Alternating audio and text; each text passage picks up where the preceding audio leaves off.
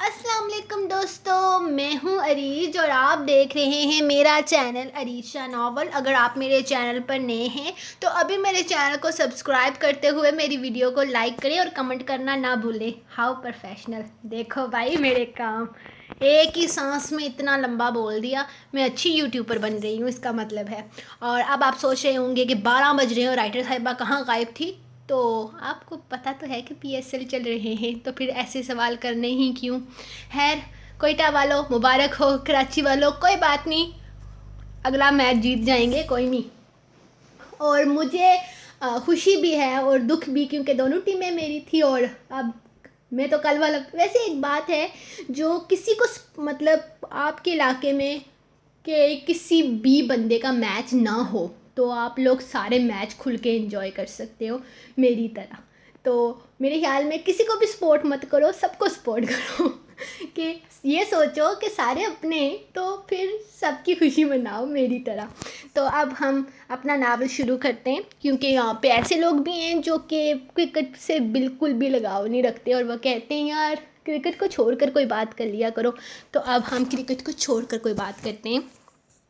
اور ایک اور بات، جن کو رومانٹک ناول نہیں پسند یار مت پڑھو، کیوں پڑھتے ہو آپ؟ ایک تو آپ اتنی محنت سے مجھے ڈھونڈتے ہو اور پھر آ کر کہتے ہو کہ آپ رومانس نہ لکھیں، یہ نہ لکھیں، وہ نہ لکھیں۔ یار آپ لوگ پڑھو ہی نہیں، سمپل مجھے ڈھونڈو ہی نہیں، میرے چینل پہ آؤ ہی نہیں۔ تو میں تو رومانٹک لکھتی ہوں اور میرا ناول پورا رومانٹک ہی ہوگا۔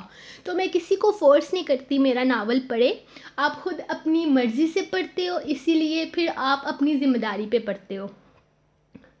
تو میرا کوئی وہ بیچ میں آپ کا عمل دخل نہیں ہے۔ تو اب میں ناول شروع کر رہی ہوں۔ 20 قسطیں ہو گئی ہیں آج سے ہماری، تو چلے سٹارٹ کرتے ہیں۔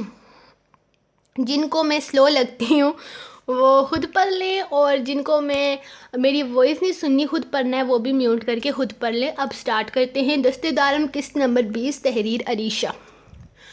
کیا ہوا انصر، سب ٹھیک تو ہے نا؟ اتنی رات کو بلایا، خیریت تو ہے نا؟ رات کے 2:30 بج رہے ہیں۔ وہ انصر خاص ملازم کو دیکھتے ہوئے پوچھنے لگا۔ کچھ بھی ٹھیک نہیں ہے سائیں، آپ اندر آ کر دیکھیں۔ وہ اس سے اندر آنے کو کہتا بات ادھوری چھوڑ گیا تھا۔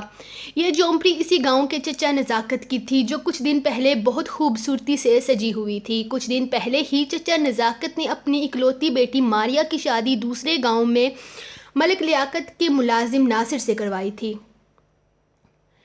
اس دن چچا نزاکت بے حد خوش تھے، اور آج جیسے یہاں ماتم کا سماں تھا۔ چند دن پہلے جس معصوم کو اس گھر سے دعاؤں کے ساتھ رخصت کیا گیا تھا، اس وقت چارپائی پر پڑی بے حد بری حالت میں تھی۔ چاچا سائیں نے ایک نظر دارم سائیں کی جانب دیکھا اور پھر بھاگتے ہوئے اس کے پیروں میں آ گرے۔ سائیں جلادو نے میری بیٹی کو جلا دیا، اسے مارنے کی کوشش کی، بہت ظلم کیا سائیں، بہت ظلم کیا۔ میری بیٹی کو انصاف دلاؤ سائیں، ان ظالموں کو اس ظلم کی سزا دو۔ ناصر نے اسے طلاق دے دی اور کہا ہے کہ وہ اس سے کوئی تعلق نہیں رکھنا چاہتا۔ سب کچھ بہت اچھا تھا، ناصر تو اس پر جان چھڑکتا تھا۔ پھر پتہ نہیں ایسا کیا ہو گیا کہ ناصر نے اپنے مالک کی باتوں میں آ کر اسے جان سے مارنے کی کوشش کی۔ پتہ نہیں گاؤں والوں نے کس طرح اس کی جان بچا لی۔ اپنی بیٹی کی ادمری لاش لینے جب میں وہاں گیا تو ناصر نے میرے منہ پر اسے طلاق دے دی۔ ہمیں تو کچھ بتاتی ہی نہیں ہے سائیں، میری بیٹی کی زندگی برباد ہو گئی سائیں۔ میں لوگوں کو کیا بتاؤں گا کہ شادی کے 18ویں دن شوہر نے اسے اس حال میں پہنچا دیا، کیوں اسے طلاق دی۔ لوگ تو نہ جانے کیا کیا باتیں کرنے لگے ہیں سائیں، میں کیا کروں، میں کہاں جاؤں سائیں، میں برباد ہو گیا، میری بیٹی برباد ہو گئی۔ نزاکت چاچا خود کو سنبھالو، تمہاری بیٹی کے ساتھ ظلم ہوا ہے، اس کی سزا ناصر کو ضرور ملے گی، کیونکہ یہ میرے گاؤں کی بیٹی ہے، اور اس کے ساتھ ناصر نے یہ سب کچھ کیوں کیا یہ مجھے تمہاری بیٹی بتائے گی۔ دیکھو بہن، عورتوں کے ساتھ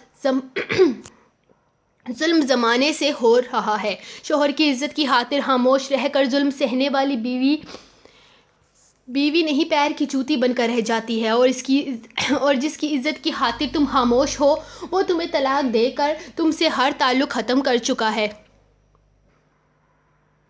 اس لیے بہتر ہے کہ اب یہ خاموشی توڑ کر اپنے باپ کی جنگ میں اس کا ساتھ دو۔ وہ شخص یہ جنگ تمہارے لیے لڑ رہا ہے، وہ تمہیں انصاف دلانا چاہتا ہے اور آج میرے پیروں میں گر کر تمہارے لیے انصاف مانگ رہا ہے۔ اگر تم ناصر کی محبت میں اسے معاف کر دو گی تو یاد رکھنا اس سے تمہارا تعلق ختم ہو چکا ہے۔ وہ شخص جو تمہیں لمحے میں چھوڑ کر اس حال تک پہنچا گیا وہ تم سے کبھی محبت کرتا ہی نہیں تھا، اسی لیے بہتر ہے کہ تم اس کا پردہ نہ رکھو اور سچائی بیان کر دو۔ وہ ایک نظر اسے دیکھتا بات مکمل کر کے وہاں سے باہر نکل گیا۔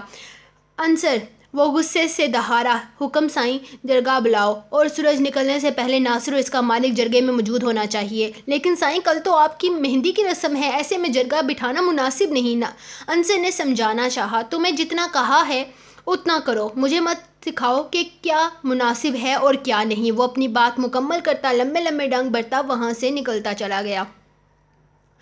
دارم سائیں کہاں ہیں آج؟ انہیں کہیں پر جانے سے منع کیا تھا نا، لیکن مجال ہے جو وہ کسی کی بھی کوئی بات سن لیں۔ بڑی بی بی صبح سے دارم سائیں کو ہر طرف تلاش کر رہی تھی، لیکن دارم کا صبح سے ہی کوئی اتا پتہ نہیں تھا۔ انہیں یقین تھا کہ ساحر سائیں جانتا ہے کہ دارم سائیں کہاں ہے، اسی لیے وہ بار بار اس کے سامنے آ کر ملازموں پر چلا رہی تھی، جبکہ ساحر سائیں اپنے ہی کاموں میں مگن، کبھی سگریٹ سلگا لیتا تو کبھی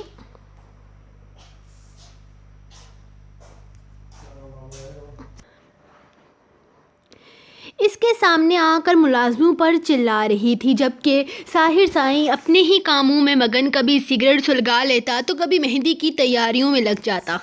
ساحر سائیں میں آخری بار پوچھ رہی ہوں، بتا دو کہ دارم سائیں کہاں ہیں، ورنہ مجھ سے برا کوئی نہیں ہوگا۔ اس بار وہ براست اس سے مخاطب ہوئی تو اس کی ہنسی نکل گئی۔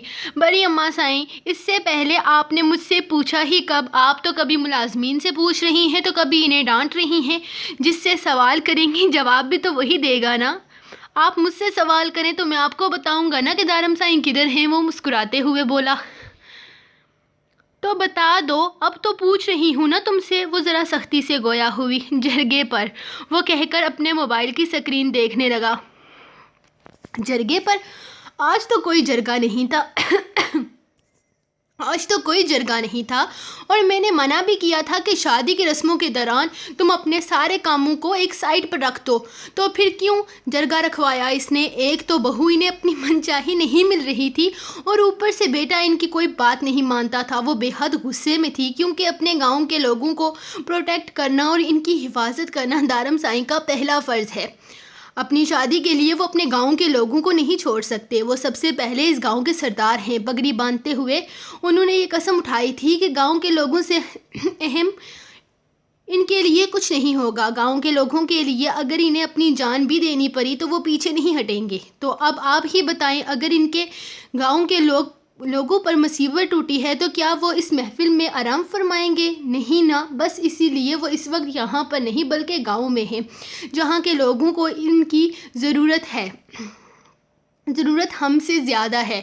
لیکن آپ فکر نہ کریں، آپ جا کر مہندی کی تیاریاں کریں، وہ جلد ہی واپس آ جائیں گے، اس نے مسکرا کر کہا اور وہاں سے نکل گیا، جبکہ پیچھے کھڑی ان کی باتیں سنتی نور کو دارم سائیں کے بارے میں یہ بات جان کر خوشی ہوئی تھی کہ گاؤں کے لوگ دارم سائیں کے لیے اتنے اہم ہیں کہ ان کے لیے اس نے اپنی شادی کا اہم ترین دن بھی نظر انداز کر دیا۔ مجھ سے پنگا لے کر تم نے اچھا نہیں کیا دارم سائیں، اس کا انجام بھاری پڑے گا تم پر۔ تم جانتے نہیں ہو کہ میں کون ہوں، میں تمہیں آسانی سے نہیں چھوڑوں گا۔ ملک لیاقت کا بیٹا ملک زعفران غصے سے اسے دیکھ رہا تھا۔ ناصر ملک زعفران کا بہت خاص آدمی تھا۔ ناصر ملک زعفران کے لیے اپنے گاؤں سے خوبصورت لڑکیاں ڈھونڈ کر انہیں بہلا پھسلا کر ملک زعفران کی حویلی میں پہنچا دیتا، جس کی خبر ماریا کو لگ گئی تھی۔ تو ماریا نے ناصر کو سمجھانے کی بہت کوشش کی، لیکن ناصر نے زعفران کی طرف سے ملنے والی بڑی رقم کی لالچ میں ہر غلط کام کو صحیح سمجھتا رہا۔ ماریا کو تو اس نے منہ بند رکھنے پر مجبور کیا، لیکن ماریا نے اس کی بات ماننے سے صاف انکار کر دیا اور ملک زعفران کے کالے کرتوتوں کے بارے میں اس کے باپ کو بتانے حویلی جا پہنچی۔ ملک لیاقت نے سب کچھ جان کر اسے واپس جانے کے لیے کہا اور یقین دلایا کہ اب ایسا نہیں ہوگا۔ اس دن کے بعد ناصر اور ماریا میں لڑائی جھگڑے تو شروع ہو گئے، لیکن زعفران کی حرکتیں نہ بدلی اور نہ ہی ناصر نے یہ غلط کام چھوڑا، جس پر تنگ آ کے ماریا نے اس گاؤں کے سردار سے شکایت کرنے کا سوچا۔ لیکن اس سے پہلے کہ بات جرگے تک جاتی، ناصر اور زعفران نے ماریا کو جان سے مارنے کی کوشش کی اور اسے زندہ جلا ڈالا اور اب یہ بات دارم سائیں کے گاؤں تک آ پہنچی تھی۔ اپنے گاؤں کا سردار ہونے کی وجہ سے وہ جرگے میں ہر طرح کا فیصلہ کرنے کا مکمل حق رکھتا تھا اور اس نے فیصلہ کر دیا تھا۔ کھلے عام ماریا کو جان سے مارنے کی کوشش، زنا اور زیادتی کے جرم میں اس نے ملک زعفران کو تاعمر قید سنائی تھی، اور اس کا ساتھ دے کر ماریا اور نہ جانے کتنی معصوم لڑکیوں کی زندگی برباد کرنے والا ناصر بھی تاعمر اپنے مالک کے ساتھ جیل میں رہے گا۔ اس کا یہ فیصلہ ملک لیاقت کو بالکل پسند نہیں آیا تھا، جس کا اظہار وہ کھلے عام اسے دھمکیاں دیتے ہوئے کر رہا تھا، لیکن ایسی دھمکیوں کی پرواہ دارم سائیں نے پہلے کبھی نہیں کی تھی اور نہ ہی اس نے آنے والی زندگی میں کبھی کرنی تھی۔ مہندی کی رسم شروع ہونے والی تھی۔ بیوٹیشن دونوں دلہنوں کو تیار کر کے جا چکی تھی۔ اب ان دونوں کو باہر لے کر جانے کا وقت آ چکا تھا۔ جلدی چلیں، باہر پھپھو سائیں پہنچ آئی ہیں۔ انہوں نے وعدہ کیا ہے کہ وہ مہندی کی رسم شروع ہونے سے پہلے آ جائیں گی، اور انہوں نے اپنا وعدہ نبھا دیا۔ زاوش نے کمرے میں قدم رکھتے ہوئے خوشی سے بتایا تو ثنا، جو اپنے ناخن سنوارنے میں مصروف تھی، پھپھو سائیں کی آمد کا جان کر پریشان ہو گئی۔ پھپھو سائیں تو نہیں آنے والی تھی نا؟ ان کی تو فلائٹ کی کچھ پرابلم ہو گئی تھی۔ ثنا اسے دیکھتے ہوئے پوچھنے لگی۔ ان کی فلائٹ کا مسئلہ ہو گیا تھا، لیکن کیا ہے نا کہ سارا پھپھو کے لیے دارم سائیں کی شادی سے اہم اور کچھ بھی نہیں۔ دارم سائیں کی شادی ہو اور پھپھو سائیں شامل نہ ہوں، ایسا تو ممکن ہی نہیں۔ مجھے تو 100% یقین تھا کہ وہ آئیں گی، اور دیکھیں وہ آ گئی۔ ہم سب کے لیے بہت سارے گفٹس بھی لائے ہیں انہوں نے۔ چلیں اب چل کر مل لیں، جبکہ ہماری دلہنوں سے ملنے وہ خود اوپر آئیں گی، لیکن پہلے نیچے والوں سے تو مل لیں، سب لوگ انہیں گھیرے بیٹھے ہیں۔ زاوش سے دیکھتے ہوئے بتانے لگی، لیکن اس کی باتوں کے بعد بھی ثنا کے چہرے پر کوئی مسکراہٹ نہیں آئی تھی، بلکہ اس کے چہرے پر تھوڑی بہت رونق تھی۔ وہ بھی چلی گئی تھی۔ دارم سائیں کی کسی اور کے ساتھ شادی کا مطلب تھا کہ اب عارش پیچھے نہیں ہٹے گا۔ اپنے دل کی بات تو وہ بہت پہلے ہی اسے بتا چکا تھا، لیکن ثنا کی مرضی پر ہمیشہ خاموش رہ جاتا، لیکن اب نہیں۔ اس نے ثنا کو کل رات ہی بتا دیا تھا کہ اس بار وہ پیچھے نہیں ہٹے گا۔ اس نے ثنا سے کہا تھا کہ دارم سائیں تمہارے نصیب میں نہیں ہے، اس بات کو قبول کر لو، اور اس بات کے ساتھ میری محبت کو بھی، کیونکہ اس بار اماں سائیں حویلی اسی مقصد سے آئی ہیں۔ وہ اپنے دل کی بات اپنی ماں کو بتا چکا تھا، اور یقیناً پھپھو سائیں کو بھی اس رشتے پر کوئی اعتراض نہیں تھا۔ ساحر سائیں کی طرف سے ابھی کوئی جواب نہیں آیا تھا۔ اسے کچھ سمجھ نہیں آ رہا تھا۔ یہ ساری چیزیں اسے بہت زیادہ کنفیوز کر رہی تھی۔ اس وقت وہ بہت پریشان تھی۔ حویلی سے باہر لان میں دونوں دلہے بیٹھے ہوئے تھے۔ باہر اچھا خاصا شور شرابہ تھا۔ فائرنگ اور ناچ گانے سے لڑکے اپنے شوق پورے کر رہے تھے۔ ان کی رسم مہندی باہر کی جا رہی تھی، جبکہ حویلی کے اندر ہال میں دونوں دلہنوں کو ایک ساتھ بٹھایا گیا تھا۔ عورتیں باری باری رسم ادا کر رہی تھی۔ جہاں لڑکیوں کی مہندی میں ناز و نزاکت کا خیال رکھا جا رہا تھا، وہیں باہر خوب شور شرابہ برپا تھا۔ ویسے دارم سائیں اپنے سنان سائیں بہت چھپے رستم ہیں۔ کل عورتوں کے ساتھ مل کر مکمل رسم میں مائیوں کے مزے لوٹ کر آئے ہیں، اور آپ ہیں جو آپ کو ان جرگوں سے ہی فرصت نہیں۔ کل تو یہ خود بھی لڑکیوں کے ساتھ ہلدی اور اپٹن سے نہا کر آئے تھے، تبھی تو اتنے چمک رہے ہیں۔ ساحر سائیں ان دونوں کے ساتھ بیٹھتے ہوئے بتانے لگا، جس پر دارم سائیں نے ایک مشکوک نگاہ اپنے ساتھ بیٹھے سنان سائیں پر ڈالی۔ میں تمہیں ایسا نہیں سمجھتا تھا سنان سائیں، یہ لو، یہ ہلدی وغیرہ کی رسمیں عورتوں کے لیے ہوتی ہیں، مردوں کے لیے نہیں۔ تمہیں ایسا بالکل نہیں کرنا چاہیے تھا، شرم آنی چاہیے تمہیں۔ وہ اسے مصنوعی غصے سے ڈانٹتے ہوئے بولا، بس دارم سائیں، آپ بھی زمین پر آ جائیں۔ یہاں پر ابھی تک کسی نے یہ نہیں پوچھا کہ کل رات آپ کچن سے ہلدی ڈھونڈ کر کزن سائیں کے کمرے میں کیوں گئے تھے؟ دارم سائیں جو سنان سائیں کو گور رہا تھا، ساحر سائیں کی آواز پر اسے گور کر رہ گیا۔ واہ جی واہ، ہمیں تہذیب تربیت سکھائی جا رہی ہے، اور خود ہی 1400 نکات روشن کر کے آ رہے ہیں۔ اس کا راز جان کر سنان بھی شیر ہوا۔ ایسا کچھ نہیں ہے، در کی طبیعت خراب تھی، میں بس اس کی طبیعت پوچھنے گیا تھا، اور ہلدی میں اس لیے ڈھونڈ رہا تھا تاکہ دودھ میں ملا کر پی سکوں۔ وہ اپنی صفائی دیتے ہوئے بولا، ارے ہم نے تو پوچھا ہی نہیں کہ آپ ہلدی کیوں ڈھونڈ رہے تھے، اور رات کو 2 بجے کزن سائیں کے کمرے میں ان کی خیر و خیریت دریافت کرنے گئے تھے۔ یہ کام تو صبح بھی کیا جا سکتا تھا۔ ویسے کیا آپ کو پتہ نہیں ہے کہ مائیوں کی رسم کے بعد پردہ لازم قرار دیا گیا ہے؟ ظاہر سائیں اب بھی باز نہ آیا۔ آج پہلی بار اسے دارم سائیں کی ٹانگ کھینچنے کا موقع ملا تھا تو وہ پیچھے کیسے ہٹتا؟ نہیں، مجھے تو کسی نے نہیں بتایا۔ یہ پردے والا کون سا سین ہے؟ وہ مکرتے ہوئے بولا۔ کیا آپ کو نہیں پتا؟ پردے کا میرے خیال سے تایا سائیں نے آپ کو بتایا تھا۔ خیر کوئی بات نہیں، میں ابھی ان سے پوچھ کے آتا ہوں۔ ظاہر اس کے قریب سے اٹھتے ہوئے بولا تو دارم نے اس کا بازو تھام کر کھینچ کر اسے واپس اپنے پاس بٹھا لیا۔ کچھ زیادہ پر نہیں نکل آئے؟ میں کاٹوں؟ وہ اسے گھورتے ہوئے ذرا سختی سے بولا۔ ارے ادا سائیں، آپ تو برا مان گئے، میں تو مذاق کر رہا تھا۔ اس نے مسکراتے ہوئے کانوں کو ہاتھ لگایا تو دارم سائیں بھی مسکرا دیا۔ اور بتاؤ کیا فیصلہ کیا ہے تم نے پھر؟ چاچو سائیں تو کہہ رہے تھے کہ جلدی ہی تمہاری طرف سے کوئی زبردست قسم کی خوشخبری ملنے والی ہے۔ وہ اسے دیکھتے ہوئے پوچھنے لگا تو ظاہر سائیں مسکرا دیا۔ بابا سائیں کا تو بس چلے تو کل آپ کے نکاح کے ساتھ میرا بھی نکاح کرا دیں۔ وہ ہنستے ہوئے بولا۔ اس میں کوئی برائی بھی نہیں ہے، 2 خوشیاں 3 خوشیوں میں بدل جائیں گی۔ میں تو کہتا ہوں کہ یہ ایک بہترین آئیڈیا ہے۔ چاچا سائیں کو اس پر سنجیدگی سے غور کرنا چاہیے، دارم سائیں نے مشورہ دیا۔ دارم سائیں فی الحال تو آپ اپنی اس رسم حنا پر غور فرمائیں جو اس وقت سب سے زیادہ اہمیت کی حامل ہے، اور جہاں تک میرے نکاح کی بات ہے تو جب نصیب میں لکھا ہوگا تب ہو جائے گا، چاہے آج لکھا ہو یا 10 سال بعد۔ اسی لیے میں ان سب چیزوں کے بارے میں نہیں سوچتا۔ وہ مسکرا کر اس کے قریب سے اٹھتا لوگوں سے ذرا کنارے پر آ گیا کیونکہ اس وقت اسے سگریٹ کی طلب ضرورت سے زیادہ جاگ رہی تھی۔ وہ شور و ہنگامے سے ہٹ کر حویلی کے اندر کی جانب آیا اور سگریٹ سلگا کر اپنے کمرے کی جانب جا رہا تھا کہ سامنے سے زاوش اسے آتے ہوئے نظر آئی اور اسے نظر انداز کر کے آگے بڑھ جانا چاہتا تھا لیکن وہ ایسا نہیں کر پایا۔ نہ جانے کیا سوچ کر وہ اس کی طرف قدم بڑھانے لگا۔ مجھے بھوک لگی ہے، وہ جو اسے نظر انداز کرتی آگے بڑھ رہی تھی اچانک اس کے روکنے پر اسے دیکھنے لگی۔ کھانا تو باہر لگ گیا ہے، وہ اسے دیکھتی معصومیت سے بولی۔ وہ گرین شارٹ شرٹ اور اورنج لہنگے میں بے حد خوبصورت لگ رہی تھی۔ آج پہلی بار ساحر نے اسے کسی اور نگاہ سے دیکھا تھا۔ مجھے وہ نہیں کھانا، تم کچھ اچھا سا بنا دو میرے لیے، وہ اسے آرڈر دیتا خود کچن کی جانب چل دیا۔ میں اس ڈریس میں آپ کے لیے کھانا کیسے بناؤں گی؟ وہ کنفیوز سی اس کے پیچھے چلتی ہوئی پوچھنے لگی۔ تو ایسا کرو جا کر چینج کر لو اور پھر جب کھانا بن جائے گا تب دوبارہ تیار ہو جانا۔ وہ اسے مشورہ دیتا کچن کی کرسی گھسیٹ کر بیٹھ گیا۔ کیا مطلب ہے؟ میں سارا دن تیار ہوتی رہوں گی اور وہاں رسم ہو رہی ہے، میرے پاس اتنا ٹائم نہیں ہے۔ وہ اس ڈریس میں یہاں کھڑے ہو کر کھانا بھی نہیں بنا پاؤں گی آپ کے لیے۔ آج کے لیے آپ وہی کھا لیں جو بنا ہے یا کسی ملازمہ سے کہتی ہوں، وہ اسے دیکھتے ہوئے کہنے لگی جبکہ جانتی تھی کہ ساحر کسی ملازمہ کے ہاتھ کا کھانا پسند نہیں کرتا۔ اس ملازمہ کو تم اپنی مدد کے لیے بلا لو لیکن جلدی کچھ بناؤ، مجھے سخت بھوک لگی ہے۔ وہ اس کی بات نظر انداز کرتا سگریٹ سلگانے لگا۔ یہ تو بالکل نواب زادے کی طرح حکم چلا رہے ہیں، اب کیا میں ان کے لیے بار بار تیار ہوتی رہوں گی؟ حد ہوتی ہے، بندہ کنڈیشن تو سمجھتا ہے۔